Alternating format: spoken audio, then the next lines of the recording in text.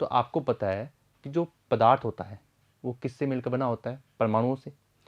परमाणु का जो समस्त धनावेश जिसे आप कहते हैं, भाई आपको पता होना चाहिए नाभिक में किस प्रकार का आवेश होता है, तो आप कहते हैं कि धनावेश होता है। ठीक है, तो इसका मतलब नाभिक यानी एक नाभिक की तरह मान लो, सूक्ष्म केंद्र मान लो, एक सेंटर पॉइंट आप मान लीजिए किसका? पदार्थ का। पदार्थ किससे मिलकर बना है? परमाणु से मिलकर बना है। ये बेसिक जानकारी है जो हमें पता है। कैसे? कि पदार्थ परमाणु से मिलकर बना है। परमाणु का मध्य बिंदु वो क्या होता है? नाभिक होता है। नाभिक में कौन कौन से कण होते हैं? प्रोटॉन और न्यूट्रॉन होते हैं। प्रोटॉन पर कैसा आवेश होता है? धनावेश होता है। न्यूट्रॉन पर कैसा आवेश होता है? नहीं भाई, आवेश नहीं होता, ये तो उदासीन है। इसके अलावा नाभिक के बाहर चारों ओर जो कक्षाओं में एक ऋणावेशित कण इलेक्ट्रॉन चक्कर लगाते रहते हैं। ये सब जानकारी हमें पता है। ठीक है, अब परिभाषा क्या बनेगी वो हम बना सकते हैं। कैसे? कि परमाणु का जो समस्त धनावेश है या चलो संपूर्ण द्रव्यमान है, वो जिस बिंदु पर, जिस सेंटर पॉइंट पर, जिस सूक्ष्म पॉइंट पर केंद्रित होता है, जहाँ पर टिका होता है, उसे हम क्या कहते हैं? उसे हम कहते हैं नाभिक कहते हैं। ठीक है, ये इसकी परिभाषा होती है। चलो बच्चों बात करते हैं। प्रत्येक पदार्थ परमाणुओं से मिलकर बना है। किसी परमाणु का संपूर्ण धनावेश जिस सूक्ष्म स्थान में, आपको बताया अभी कि जो सेंटर पॉइंट है जहाँ पर उसमें सारा धनावेश कह सकते हैं, सारा द्रव्यमान कह सकते हैं, वो टिका होता है, उसे हम क्या कहते हैं? उसे हम नाभिक कहते हैं। ठीक है बच्चों, अब नाभिक जो होता है ना, नाभिक का आकार होता है 10⁻⁻15 मीटर की त्रिज्या की कोटि का होता है। 10⁻⁻15 मीटर को हम फर्मी भी कहते हैं, फर्मी, FM। ठीक है, और जबकि परमाणु का आकार कितना बताया गया है? 10⁻⁻10 मीटर त्रिज्या की कोटि का बताया गया है। भाई परमाणु का मध्य भाग होता है नाभिक, मतलब जहाँ सेंटर पॉइंट है, जहाँ पर संपूर्ण धनावेश केंद्रित होता है। यानी आपको ये समझना है कि परमाणु का आकार पूछे तो 10⁻⁻10 मीटर, और नाभिक का आकार पूछे तो 10⁻⁻15 मीटर, यानी फर्मी की कोटि का होता है। ओके, चलो आगे बढ़ते हैं। अब बच्चों एक मात्रक है जिसका नाम है परमाणु द्रव्यमान मात्रक। जैसे कि आपको पता है भाई, इलेक्ट्रॉन, प्रोटॉन, न्यूट्रॉन जो होते हैं ना, इनके नाम हमने सुने हैं लेकिन हमने इनको देखा नहीं है। तो इनकी जो कल्पनाएं हैं वो किस बेस पर आधारित हुई हैं वो एक अलग बात है। लेकिन अब इनको जब, जिनको देखा नहीं है, आप उनका मेजरमेंट कर रहे हो, उनको तोड़ रहे हो, उनको माप रहे हो, तो उनका मापन करना भी क्या होता है? बहुत ही मुश्किल होता है। इसलिए क्या किया गया? किसी एक तत्व का पैमाना माना गया, फिर उस तत्व के सापेक्ष उन तत्वों की जो कैलकुलेशन है, उनकी जो वजन है, जिनको आप मास कहते हो यहाँ पर द्रव्यमान के रूप में, उनकी बात की गई कि किसका कितना होता है। तो वो किसी एक मानक पैमाने के आधार पर माना गया। यानी आप ये मानो कि सूक्ष्म कण जो थे यहाँ पर, इलेक्ट्रॉन, प्रोटॉन, न्यूट्रॉन, उन सब की जो बात की गई, जो उनका द्रव्यमान का मेजरमेंट किया गया ना, वो अंतर्राष्ट्रीय संस्था के द्वारा किसके आधार पर किया गया? वो AMU के आधार पर किया गया है। ठीक है, अब AMU का मतलब होता है, ए का एटॉमिक हो गया आपका मास M, और U का हो गया यूनिट। ठीक है, तो ये हो गई सूक्ष्मतम मेजरमेंट की इकाई हो गई है। ठीक है, और इससे हम क्या करेंगे? जो ये बिल्कुल सूक्ष्म जो कण जिनकी बात की अपन ने, जिनको हमने देखा नहीं है, प्रोटॉन है, इलेक्ट्रॉन है, न्यूट्रॉन है, इन सब के मेजरमेंट की बात की जाएगी। ठीक है, तो इसके लिए एक डेफिनेशन मानी गई, एक पैमाना माना गया। वो पैमाना था कार्बन 12, यानी 6C12। ठीक है, और इसके भी क्या करना है? इसका भी 1/12 भाग करना है, यानी गुणा 1/12, यानी इसका जो द्रव्यमान है उसका जो 12वां भाग है वो क्या होता है? वो 1 AMU कहलाता है। 1 AMU कहलाता है। अब जनरली क्या हो गया है, नवीनतम कोर्स में इसे U से लिखा जा रहा है।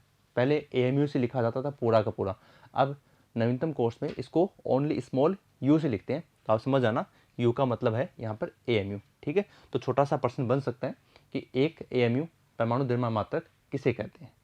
ठीक है, ये आपके सामने आ जाएगा, कोई दिक्कत नहीं है। चलो आगे बढ़ते हैं। जैसे हमने बात की कि ये कार्बन का क्या है, 1/12 भाग है, तो कार्बन 6C12 का जो द्रव्यमान है वो 1.992647 गुणा 10⁻⁻26 है।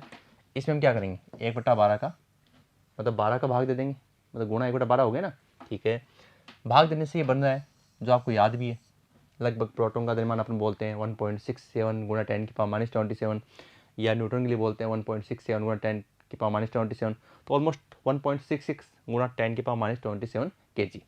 अब देखो ये जो चीज़ है ना, ये आपके लिए समझने वाली है। क्यों? क्योंकि जैसे आपको पता है कि अगर हम बात करें किसकी, प्रोटॉन के द्रव्यमान की, तो आज तक आपने प्रोटॉन का जो द्रव्यमान याद किया है वो कौन सा है? वो ये है 1.67 गुणा 10⁻⁻27 kg। बिल्कुल आपको ये याद है।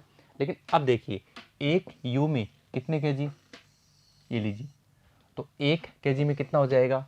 1 kg में हो जाएगा, यहाँ से ये आ जाएगा इसके बट्टा में, तो 1/1660 गुणा 10⁻27 यू। समझ गए? तो अब जो kg है उसकी जगह आपको ये रखना है। ठीक है, तो प्रोटॉन का मास हमें पता है, ये आपके सामने। अब हम क्या करेंगे, इसमें भाग दे देंगे, किसमें? 1.67 में भाग दे देंगे 1.6605 का, तो किसका द्रव्यमान आ जाएगा? Np। तो ये प्रोटॉन का द्रव्यमान आ गया किसमें? U की स्टेप में। ऐसे ही न्यूट्रॉन का द्रव्यमान ये लीजिए, इलेक्ट्रॉन का द्रव्यमान ये आ गया, और हाइड्रोजन के लिए बात करें तो ये हमारी किताब में दिया हुआ है। ठीक है, तो यानी ये मान आपके इस चैप्टर के अंदर न्यूमेरिकल्स में आने वाले हैं, और बुक्स में भी जहाँ न्यूमेरिकल सोल्व है वहाँ इनके मान लिखे हुए हैं कि आप इन मानों के आधार पर ये न्यूमेरिकल सोल्व कीजिए। और ज़्यादातर केस में ये हुआ है कि अगर पेपर में अगर आ रहे हैं तो ये जो मान होते हैं वो कोष्टक में दिए होते हैं। ठीक है, फिर भी चलो कोई नहीं, आप इनको याद जरूर करना। और बनाए कैसे वो मैंने आपको बता दिए कि 1 kg की वैल्यू यू के स्टेप में ली गई, यानी भाग दिया गया। तो ये भी आप थोड़ा ध्यान रखना इस चीज़ में। ठीक है, तो इस तरीके से ये जो किलोग्राम के जो अपने पास वैल्यूज़ थी उनको अपन ने चेंज कर दिया किसमें? यू के स्टेप में। यू का मतलब AMU, एटॉमिक मास यूनिट, परमाणु द्रव्यमान मात्रक। ठीक है बच्चों, अब हम बात करते हैं इसमें मौलिक कणों की। तो नाभिक के जो मौलिक कण होते हैं आपको अच्छे से पता है कि एक होता है प्रोटॉन और एक होता है न्यूट्रॉन। ठीक है, अब नाभिक में दो प्रकार के मौलिक कण होते हैं। पहले बात करते हैं प्रोटॉन की। अब देखो कहीं भी रट्टा मारना नहीं है, केवल आपको अब तक आपने जो प्रोटॉन की जानकारी हासिल कर रखी है वो जानकारी के बारे में सोचना है कि आज तक हमने प्रोटॉन के बारे में क्या क्या सुना है। चलो बात करते हैं। प्रोटॉन एक धनावेशित कण है, बिल्कुल सही बात है। हम कहते हैं नाभिक में धनावेश पाया जाता है, तो प्रोटॉन और न्यूट्रॉन है, न्यूट्रॉन तो वैसे उदासीन है, तो प्रोटॉन क्या हो गया? पॉजिटिव। हम बोलते हैं पॉजिटिव चार्ज पार्टिकल। ठीक है, प्रोटॉन का आवेश बिल्कुल हमें पता है इलेक्ट्रॉन के बराबर होता है, और वो आवेश कितना होता है आपको ध्यान है? 1.6 गुणा 10⁻⁻19 कूलम। स्टार्टिंग से पढ़ते आ रहे हैं, खूब हमने इसके मान लिखे हैं कि इलेक्ट्रॉन का आवेश और प्रोटॉन का आवेश लगभग क्या होता है? बराबर होता है, और वो होता है 1.6 गुणा 10⁻⁻19 कूलम होता है। ठीक है, चलो प्रोटॉन का द्रव्यमान हाइड्रोजन के एक परमाणु के बराबर होता है। देखिए अगर हम बात करें किसी भी तत्व का परमाणु क्रमांक जो होता है, जैसे अब हाइड्रोजन का परमाणु क्रमांक मान लीजिए, मान क्या लीजिए, ये तो है ही क्या, परमाणु क्रमांक कितना है? 1 है, तो 1 है तो इसका मतलब इसमें प्रोटॉन कितने हैं? तो किसी भी तत्व का जो परमाणु क्रमांक होता है उसी के बराबर उसमें क्या होते हैं? प्रोटॉनों की संख्या होती है। और भी हम आगे इसमें बारे में बात करेंगे। तो आप इसका तो प्रोटॉन भी 1 है और परमाणु क्रमांक भी क्या है? 1 है। तो इसलिए ये स्टेटमेंट क्या होगा बच्चों? बिल्कुल सही है, बराबर होगा कि प्रोटॉन का द्रव्यमान हाइड्रोजन के एक परमाणु के बराबर होता है। ठीक है, चलो आगे बढ़ते हैं।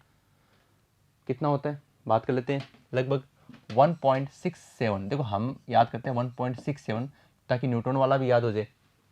बाकी दोनों डिफरेंस होता है, उसमें न्यूट्रॉन वाले में 4 आता है आगे, इसमें 2 है।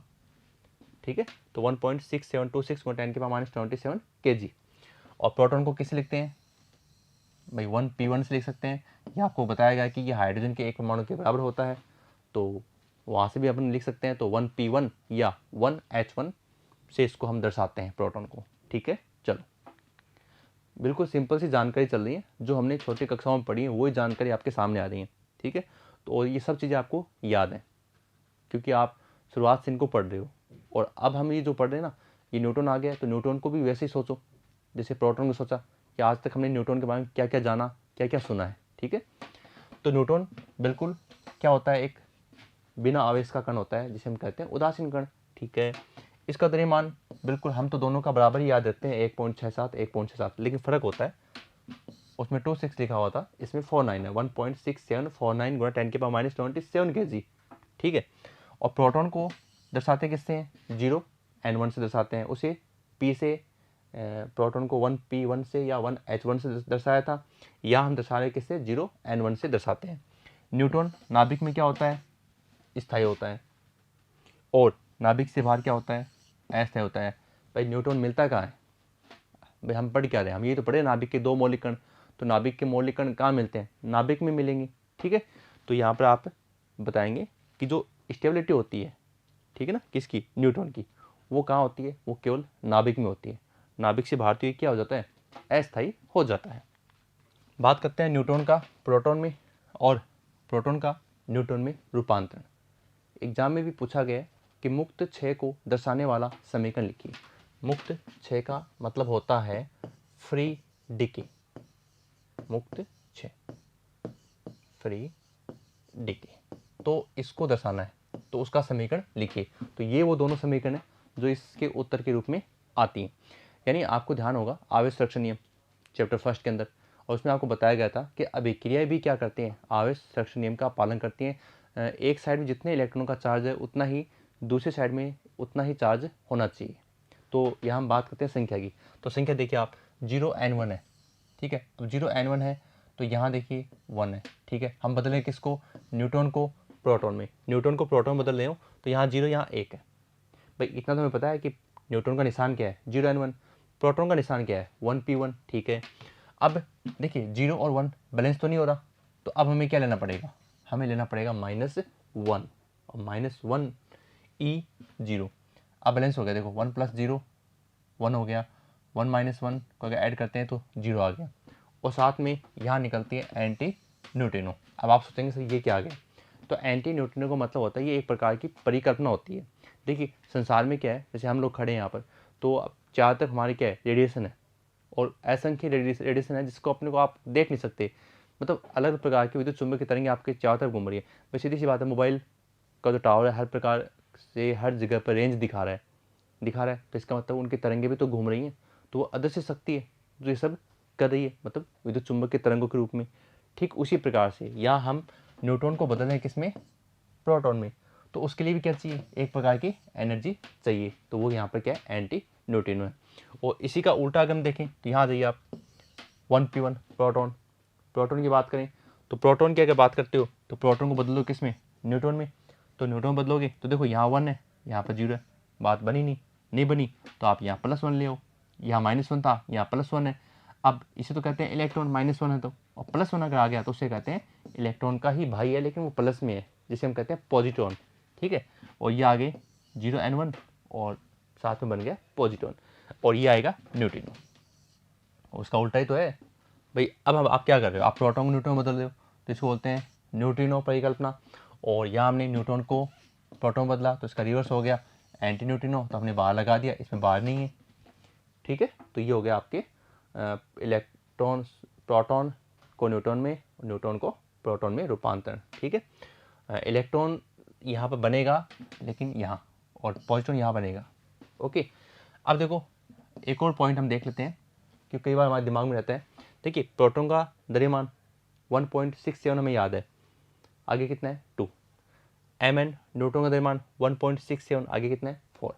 तो ये दोनों का द्रव्यमान अगर कहें कि एकदम से बराबर होता है तो वो कहेंगे आप नहीं, एकदम से बराबर नहीं होता, लगभग बराबर होता है, ठीक है। चलो अब माध्य आयु किसकी, न्यूट्रॉन की कितनी होती है, 1000 सेकेंड 17 मिनट होती है, ठीक है। ये लगभग आप कह सकते हैं कि 17 मिनट होती है।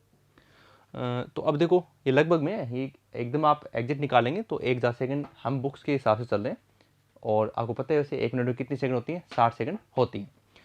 अब बच्चों आप इसमें ये देखेंगे कि किस प्रकार से प्रोटॉन और न्यूट्रॉन की जो कल्पनाएं थी वो हमने जानी है। अब बात करेंगे खोज कैसे हुई, तो नाभिक की खोज की बात करते हैं, ज़्यादा विस्तार में नहीं जाएंगे। देखिए नाभिक की खोज है वो किसने की है, रदरफोर्ड ने की, कौन से प्रयोग से की, अल्फा कण परिकिरण प्रयोग से की है। उनके शिष्य थे गाइगर और मार्स्टन, जिन्होंने ये प्रयोग किया और हमें बताया कि नाभिक भी होता है, जो एक धनावेशित पूरा एरिया किसका होता है, धनावेश का होता है। रिएक्शन की बात करें 7 नाइट्रोजन 14 पर क्या किया गया, अल्फा कणों की बौछार। याद रखना 2He4 को क्या कहते हैं, 2He4 को कहते हैं अल्फा कण, 2He4 को कहते हैं अल्फा कण, अल्फा कण कहते हैं। अब देखो बैलेंस कर लो, 7 2 9, आप इसी तरीके से याद करोगे तो ही समझ आएगा, 7 2 9, ठीक है। तो अपने को क्या निकालना था, प्रोटॉन, तो प्रोटॉन कर दिया 1p1 कर दिया, 1p1 कर दिया, तो इसका मतलब यहाँ 9 बन रहा है और 8 बचेंगे यहाँ पर, क्योंकि 9 इधर बन रहा है, एक आपने ले लिया, तो 9 - 1 कितना हो गया, 8 हो गया। फिर देखिए आप 14 + 4 कितने हो गए, 18, 18 एक आ गया, तो कितना बच गया यहाँ पर, 17, ठीक है। तो ये हो गया 17 + 1 18 और 8 + 1 9, ठीक है। तो इस तरीके से आपको रिएक्शन बैलेंस करनी है। चलो आगे बढ़ते हैं। अब बच्चों बात करते हैं न्यूटन की खोज की। तो न्यूटन की खोज की अगर बात की जाए तो न्यूटन की खोज में सबसे पहले बोथे और बेकर, ज़्यादा विस्तार से नहीं पढ़ेंगे, जो चीज़ें हैं मेन पॉइंट है वही हम बात करेंगे, क्योंकि आपको पता है न्यूटन की खोज किसने की, जेम्स चैडविक ने, ठीक है। पहले बोथे और बेकर ने बताया कि बेरिलियम जो है आपका 4 बेरिलियम 9 पर, ये लीजिए साथ में क्या है, अल्फा कण, 2He4 क्या कहते हैं, अल्फा कण कहते हैं। इनकी रिएक्शन हुई, तो रिएक्शन होने पर देखो बैलेंस कर लो, 4 2 6, हमें क्या बनाना है, हमें बनाना न्यूटन, क्योंकि खोज किसकी कर रहे हैं, न्यूटन की कर रहे हैं। तो 0n1, तो 0n1 है तो नीचे बनना है 4 2 6, तो 6 आ गया बिल्कुल। 6 नंबर पर कौन सा आता है, कार्बन आता है। ऊपर देखो एक हमने लिख दिया, तो टोटल 9 4 13, 13 में से एक गया, बच गया 12, ठीक है। तो ये रिएक्शन हो गई। लेकिन अब इस रिएक्शन में क्या था, इस रिएक्शन में ये हुआ कि जब इनकी एनर्जी मापी गई, और ख़ास बात ये थी बोथे और बेकर ने ये बताया कि ये जो है ना, ये इस प्रकार के कण हैं जिनकी आयनीकरण क्षमता तो कम है। जब उन्होंने ये प्रयोग किया ना, तो उस प्रयोग से निष्कर्ष उन्होंने निकाला कि यहाँ पर एक ऐसा कण आपको प्राप्त हो रहा है, एक ऐसा कण आपको प्राप्त हो रहा है जिसकी आयनीकरण क्षमता कम है और भेदन क्षमता अधिक है, अर्थात ये विद्युत चुंबक के तरंगों के रूप में है, और इनको माना गया गामा कण के रूप में माना गया, ठीक है। लेकिन जो एनर्जी इनकी मापी गई, ठीक है भाई, शीशे से अवशोषित करवा गया बेरिलियम को, और शीशे को काम में लेकर अवशोषण के द्वारा जो एनर्जी पाई गई, उस एनर्जी का जो मान था वो वास्तव में गामा कणों की एनर्जी के बराबर नहीं था, उससे ज़्यादा था, ठीक है। तो इसका मतलब इसने ऊर्जा संरक्षण नियम की व्याख्या नहीं की, तो हम कह सकते हैं ऊर्जा संरक्षण नियम की व्याख्या नहीं की, इसलिए हमने यहाँ पर क्रॉस लगाया, ठीक है। चलो आगे बढ़ते हैं। फिर मैडम क्यूरी और पियरी क्यूरी, इन्होंने सेम यही प्रयोग किया, लेकिन इनके प्रयोग में ये पाया गया कि जो फोटोन की जो ऊर्जा है वो इस उदासीन कण की ऊर्जा से क्या है, ज़्यादा है। भाई उदासीन कण तो है, लेकिन इसकी जो एनर्जी है, उन्होंने कहा कि फोटोन के रूप में है, तो फोटोन की जो एनर्जी है ना, वो तो इससे मेल ही नहीं कर रही, दोनों बराबर नहीं है, फिर से असफल हो गया, ठीक है। अब सफल कब हुआ, सफल हुआ भाई सारा काम तैयार था, सारी चीज़ें तैयार थी, बस उसको कुछ परिकल्पनाओं में कन्फ्यूजन था, उस कन्फ्यूजन को दूर कर दिया जेम्स चैडविक ने, और नोबेल पुरस्कार जीता उन्होंने न्यूटन की खोज के लिए। 1932 में जेम्स चैडविक ने न्यूटन की खोज की थी, न्यूटन की खोज की, तथा उन्होंने बताया कि अल्फा कणों की बौछार द्वारा बेरिलियम से प्राप्त किरणें गामा किरणें नहीं है, बल्कि वास्तव में इस प्रकार के आवेश रहित कण हैं जिनका द्रव्यमान क्या होता है, प्रोटॉन के द्रव्यमान के लगभग बराबर होता है। यानी उन्होंने कहा कि ये जो आप प्राप्त कर रहे हो ना, वो गामा किरण नहीं है, इसलिए आप एनर्जी की बात मत करो यहाँ पर।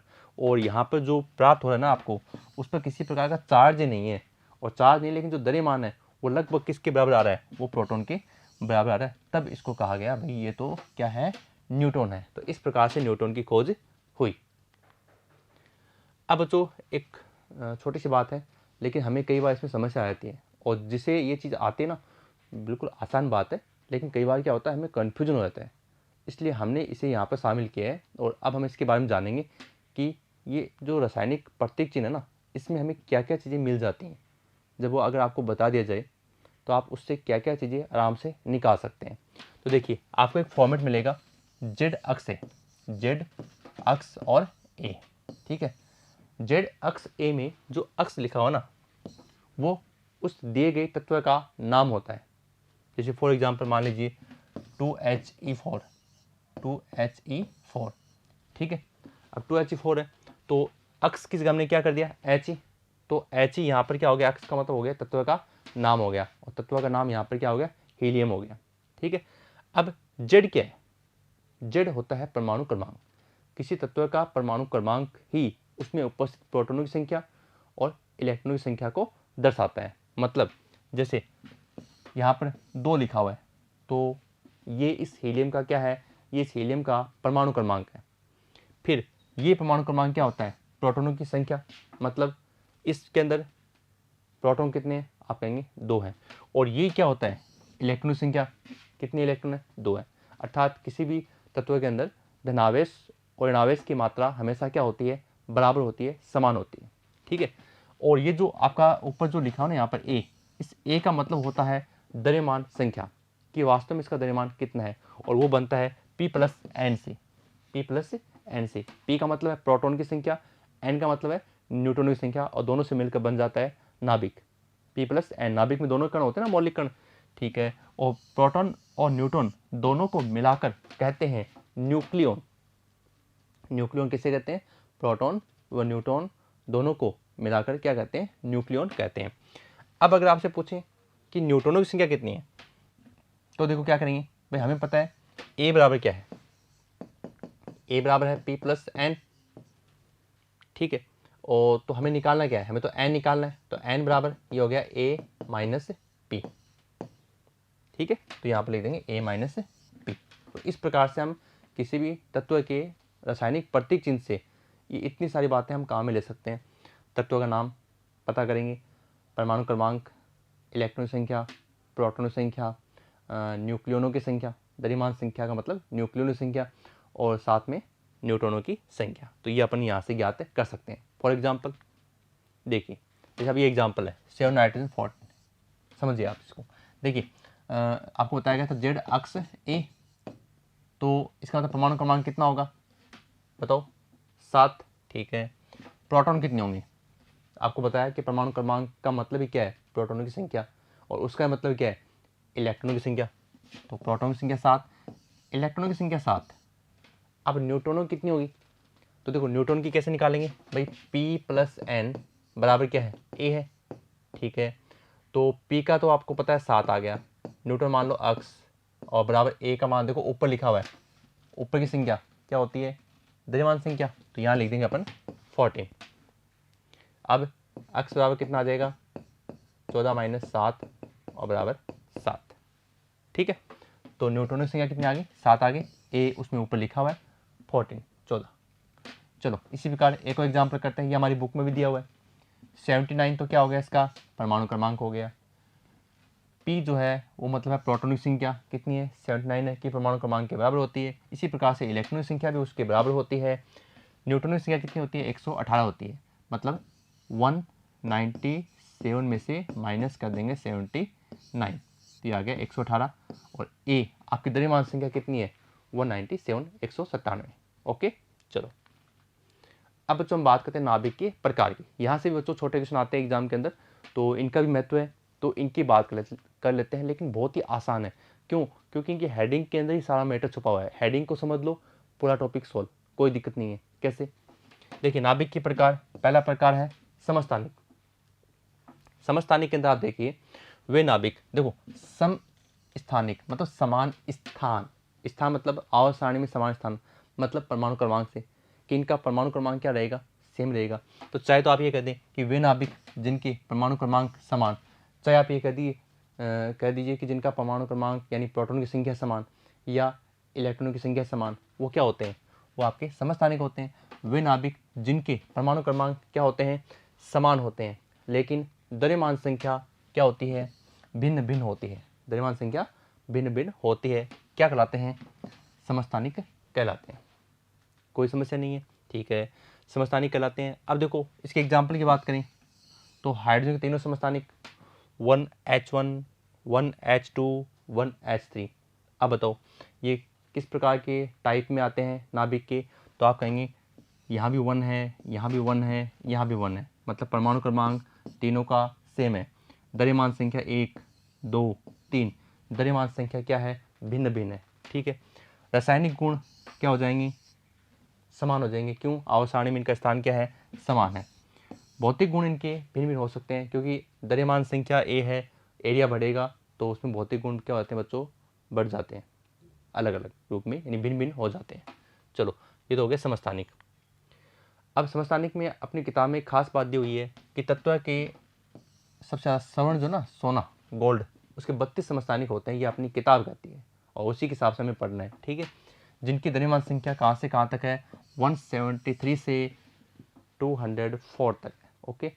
इसके अलावा बच्चों अपनी किताब में पहला और दूसरा जो न्यूमेरिकल है वो समस्थानिक के ही क्या है, अलग अलग बहुलता पर आधारित है, मतलब किस प्रकार से वो पाए जाते हैं। तो किसी तत्व का परमाणु द्रव्यमान जब हम ज्ञात करते हैं तो ध्यान रखना उसका परमाणु द्रव्यमान कितना है और कितनी बहुलता में वो पाया गया है। तो इससे पहला तत्व हो गया M1x1 प्लस M2x2 प्लस जितने भी आपको दे रखे हैं उनको जोड़ेंगे और 100 का भाग देंगे। न्यूमेरिकल में ये आपकी हेल्प करने वाला है समस्थानिक से जुड़े हुए टॉपिकों में, ठीक है। चलो आगे बढ़ते हैं। बात है समभारिक। देखिए समभारिक का मतलब देखो भार यहाँ होगा द्रव्यमान संख्या से, हमें पता है द्रव्यमान भार में अंतर होता है, लेकिन हम यहाँ इसको समझ रहे हैं अपने ट्रिक से ताकि हमें कोई दिक्कत नहीं आए। तो यहाँ हम द्रव्यमान संख्या की बात करेंगे, ठीक है। तो द्रव्यमान संख्या यहाँ पर जो होती है ना वे नाभिक जिनके द्रव्यमान संख्या क्या होती है, समान होती है, यानी ए की वैल्यू क्या होगी, सेम होगी। और परमाणु क्रमांक क्या होते हैं, भिन्न भिन्न होते हैं, भिन्न भिन्न होते हैं, क्या कहलाते हैं, समभारिक कहलाते हैं। समभारिक तो एग्जाम्पल दें 1H3 और 2He3, 2He3 यानी हीलियम के लिए होगी ना 1H3 और 2He3 हो गया। अब इसमें रासायनिक गुण भिन्न होंगे क्योंकि परमाणु क्रमांक क्या है, भिन्न भिन्न है। आवर्त सारणी में भी अलग अलग आ जाएंगी। भौतिक गुण भी क्या होते हैं, इनके भिन्न भिन्न होते हैं, ठीक है। अच्छा एक और खास बात इसके अंदर है, एक और चलो खास बात आपको बताते हैं यहाँ पर क्या। अगर मैं आपसे पूछूं कि 1H3 जो है 1H3 में न्यूट्रॉनों की संख्या कितनी है, तो आप कहेंगे 1H3 में न्यूट्रॉनों की संख्या आएगी 2, क्योंकि 3 - 1 कितना हो गया, 2 हो गया। प्रोटॉनों की कितनी है, 1 है, क्योंकि परमाणु क्रमांक की क्या होता है, प्रोटॉनों की संख्या के बराबर होता है। और दूसरा एग्जाम्पल है 2He3, ठीक है। इसमें न्यूट्रॉन कितने हैं, तो आप कहेंगे 1 है, क्यों, 3 - 2 1 हो गया। प्रोटॉन कितने हैं, प्रोटॉन परमाणु क्रमांक के बराबर होता है, 2 हो गए। तो अब देखो जो इसमें न्यूट्रॉन है वो इसके अंदर क्या है, प्रोटॉन है, और जो इसके अंदर प्रोटॉन है वो इसके अंदर क्या है, न्यूट्रॉन है। तो इस प्रकार की एक इमेज टाइप में आपने पढ़े थे समतल दर्पण, जिसमें बिंब का बायां भाग दायां था, दायां भाग बायां था। तो इन्हें इनका एक और नाम होता है जिन्हें हम कहते हैं दर्पण नाभिक, दर्पण नाभिक, मिरर न्यूक्लियस, ठीक है।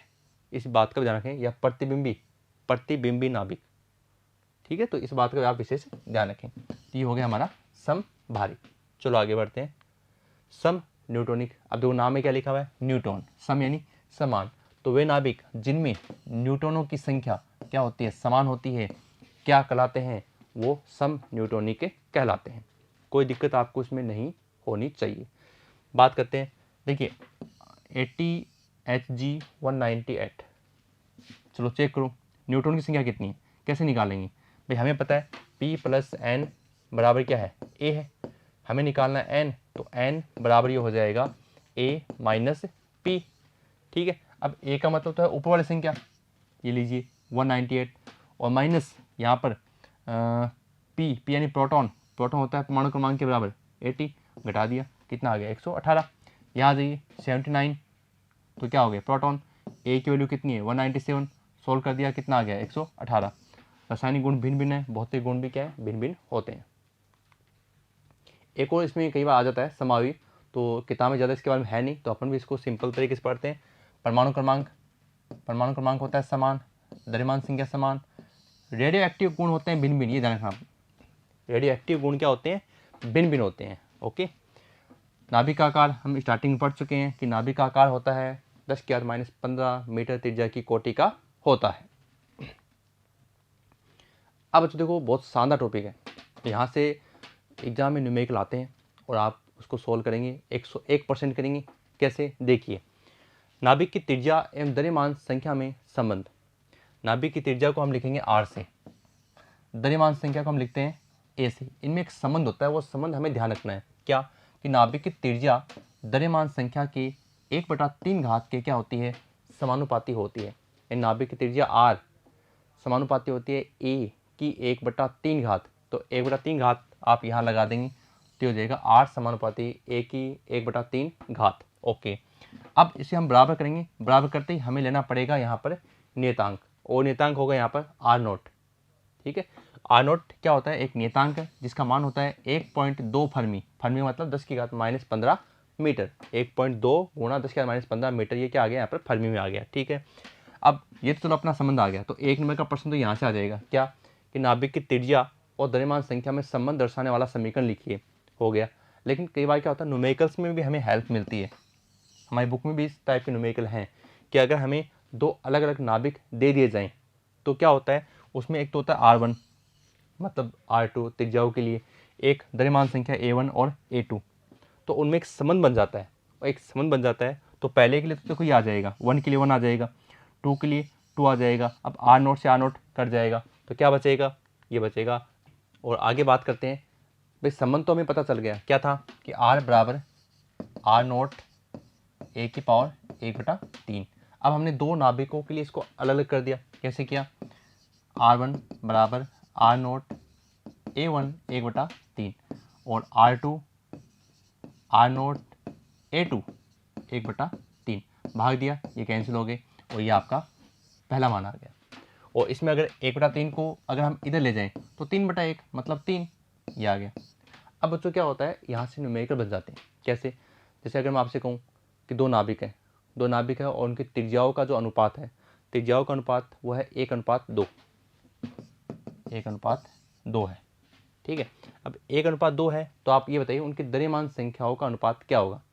तो आप क्या करेंगे, आप यहाँ रख देंगे 1/2 का होल क्यूब और बराबर A1/A2, ये आ जाएगा 1/8। ठीक है, और ऐसे आपसे पूछें कि मानो दो नाभिक हैं, ठीक है, और इस बार वो देगा आपको द्रव्यमान संख्याओं का अनुपात, और मान लीजिए वो है आपका 8:27। तो अब बताओ द्रव्यमान संख्या अनुपात 8:27 है तो त्रिज्याओं का अनुपात कितना होगा। चलो करते हैं, त्रिज्या अनुपात कितना होगा भाई, 8/27 की घात 1/3। तो ये तो आ गया 2 की घात 3 और ये आ गया 3 की घात 3, यानी सोल्व कर दें तो आ जाएगा 2:3। तो इस टाइप का न्यूमेरिकल हो जाएगा। या फिर ऐसे आ जाएगा कि आपको पूछ ले कि 13 एल्यूमिनियम 27, ठीक है, आपको बतानी है त्रिज्या कितनी होगी। तो देखो R बराबर R0 A की पावर 1/3, तो R बराबर R0 का मान फिक्स होता है कितना, 1.2 फर्मी, तो 1.2 फर्मी FM। और A का मान कितना है, A का मान देखो कितना है, 27 है, तो 27 की घात कितनी हो जाएगी, 27 की घात हो जाएगी 1/3। सोल्व कर दो तो R बराबर 1.2 गुणा 10 की घात -15 और 27 का जाएगा 3, तो आ गया 3.6 गुणा 10 की पावर -15। तो इस टाइप के न्यूमेरिकल यहाँ से बन जाते हैं बच्चों। ठीक है, तो बिल्कुल ये आपको याद होना चाहिए कि त्रिज्या निकालने तो यहाँ से करेंगे, या फिर द्रव्यमान संख्या अनुपात दिया गया है या आपको त्रिज्याओं का अनुपात दिया गया है। तो न्यूमेरिकल के लिए टॉपिक बहुत ही शानदार है। चलो आगे बढ़ते हैं। अब बच्चों बात करते हैं नाभिक के आयतन की। और नाभिक का आयतन बहुत ही शानदार टॉपिक है, क्योंकि एग्जाम में लगातार 2 साल आया है और पूछा यह गया था कि नाभिक का घनत्व एक अचर पद प्राप्त होता है, ये बात हमें प्रूव करनी है। और बहुत ही आसान है, कोई घबराने वाला आवश्यकता नहीं है, लेकिन टॉपिक बहुत ही मोस्ट है। देखिए आयतन की बात करते हैं, वो भी किसका, नाभिक का। तो नाभिक को आप किस प्रकार की आकृति मानते हैं, गोलाकार। गोले का आयतन 4/3 पाई r3। ये लीजिए 4/3 पाई r3। अब r का रिलेशन तो अपन निकाल चुके हैं, क्या, R नोट A की पावर 1/3। ठीक है, और इसका भी क्या करना है आपको, इसका करना है आपको क्यूब। ठीक है, अब 4/3 पाई, ओके, R नोट की घात कितनी होगी, 3, और A की घात है 1/3 और उसकी घात क्या होगी, 3, तो 3 से 3 उड़ गया, बच गया ए। तो ये तो आ गया आपका आयतन। ओके, चलो आगे बढ़ते हैं। ये आ गया हमारा टॉपिक, नाभिक का घनत्व है। तो देखो हमें पता है घनत्व बराबर होता है द्रव्यमान बट्टा आयतन। चलो m से सॉल्व इसको कर रहे हैं, m/v आयतन कर रहे हैं v से। अब देखो क्या होता है, टोटल द्रव्यमान कितना होगा। तो टोटल द्रव्यमान अगर हम माने कि एक का द्रव्यमान m है, तो हमारे पास तो नाभिक के अंदर p + n होते हैं। P+N होते हैं। P+N का मतलब क्या हो गई भाई, न्यूक्लियन का मतलब क्या होता है, द्रव्यमान संख्या। तो टोटल कितने हो गए आपके पास, प्रोटॉन न्यूट्रॉन कितने हो गए, ए हो गए ना, एक का द्रव्यमान कितना है, m है, तो टोटल नाभिक का कितना हो जाएगा, m गुणा a हो जाएगा। तो ये तो आ गया इसका द्रव्यमान ma। आयतन की बात करें, अभी निकाला था अपने 4/3 पाई r0³ a, तो 3 जाएगा ऊपर और ये आपका फाइनल इसमें बन जाएगा नाभिक का घनत्व है। अब देखो m का मान फिक्स होता है, पाई फिक्स होता है, r0 1.2 फर्मी फिक्स है, तो इसका मतलब घनत्व मान क्या आ गया, अचर पद आ गया। यानी प्रत्येक नाभिक का घनत्व क्या होता है, एक समान रूप से रहता है। ये बात यहाँ प्रूफ हो रही है, अचर पद आ रहा है। अब मान अगर निकालना चाहो तो मान निकाल देते हैं। चलो निकालते हैं कि 1.66 × 10⁻27, क्योंकि हम प्रोटॉन P+N की बात करें न्यूक्लियन की, तो 1.66 × 10⁻27 अपॉन 4 ये हो गया आपका r0 1.2 × 10⁻15 फर्मी, 1.2 फर्मी की बात होगी की घात 3, और सोल्व कर दिया, ये आ गया इसका मान, और 10 की घात 17 बहुत ज़्यादा है। भाई पानी के घनत्व की बात करें, 1000 किलोग्राम पर मीटर क्यूब पानी का घनत्व है, ठीक है, लेकिन इसका देखो पानी के घनत्व से भी ये खरबों गुना अधिक होता है, ठीक है। यानी नाभिक का घनत्व है सभी प्रकार के नाभिकों के लिए क्या होता है, एक समान होता है। ये किसी प्रकार की द्रव्यमान संख्या पर निर्भर नहीं करता, ठीक है। तो ये सब के लिए क्या होता है, एक समान ही रहता है। अब तो एक छोटा सा टॉपिक और है, उसको समझ लेते हैं। ये बहुत ही अच्छा टॉपिक है न्यूमेरिकल्स में। इस चैप्टर के न्यूमेरिकल्स में आप लोग सोचते हो कि यार बहुत टफ है, टफ नहीं है। हमें कुछ बेसिक जानकारी जिनकी हम समझ नहीं पाते हैं, तो उनको समझना है पहले। जैसे ये भी एक उनमें से एक मोस्ट न्यूमेरिकल्स पार्ट के लिए मोस्ट है, ठीक है। तो देखो हमें पता है E = mc², ऊर्जा द्रव्यमान में संबंध। हमने ज़्यादा इसको बताया नहीं, क्यों, क्योंकि हम बार बार पढ़ चुके हैं कि ऊर्जा को द्रव्यमान में, द्रव्यमान को ऊर्जा में बदल सकते हैं, और आइंस्टीन ने एक समीकरण दी थी E = mc², ठीक है। अब ये आपको बताना है कि 1 U में कितनी ऊर्जा होती है, ये मोस्ट है। 1 U अपन स्टार्टिंग पढ़ा है, एटॉमिक मास यूनिट, परमाणु द्रव्यमान मात्रक। तो देखिए 1 U की वैल्यू हमने निकाली थी 1.66 × 10⁻27 kg, ओके। अब E = क्या होता है, mc² होता है। हमें बतानी है ऊर्जा कितनी होती है, 1 U के अंदर ऊर्जा कितनी है, ठीक है। तो m की वैल्यू कितनी होगी, 1.66 × 10⁻27। C की वैल्यू है वो फिक्स है, प्रकाश का वेग 3 × 10⁸ का होल स्क्वायर। हम इसको सोल्व कर देंगे, और सोल्व करने के बाद में जो आंसर आता है ना, ये आता है हमारा जूल में।